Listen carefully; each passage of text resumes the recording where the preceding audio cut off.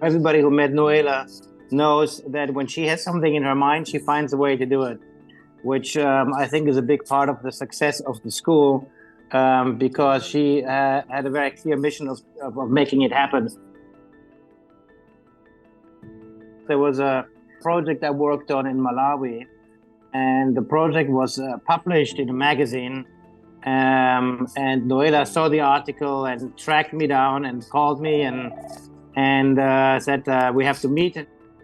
The project was very serious and in its ambition, and to do a project where you know that all of your work and your energy really contributes to the education of young girls in Congo was incredibly compelling to us.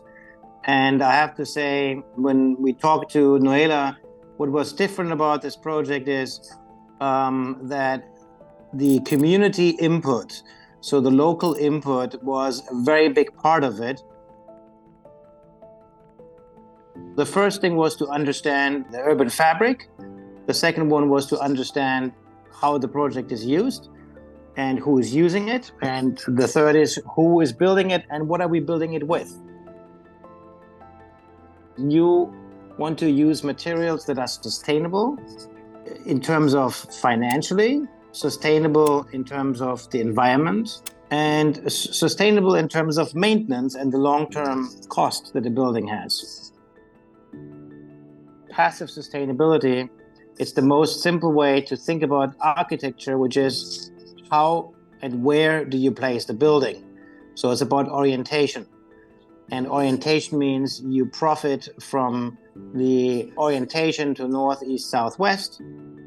And the second one was to look at simple ways to take advantage of simple things like ventilation, cross ventilation. And so you'll see that the roofs are all angled and they are lifted up. So you create a buffer in between.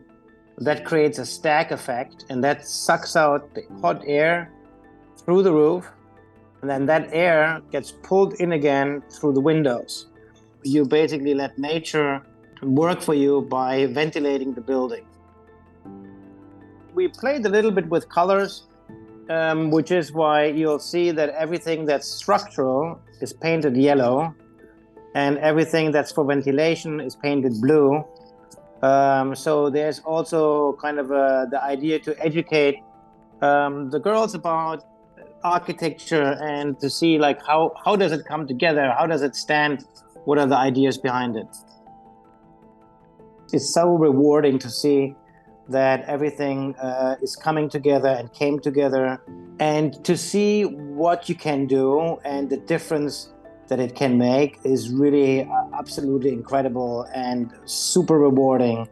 And I'm super lucky that I became part of the project, and I couldn't be more grateful. The goal is to spread the message and to make accessible what we learned, and make accessible how it was done, and make it accessible in a way that other schools in the world can do the same thing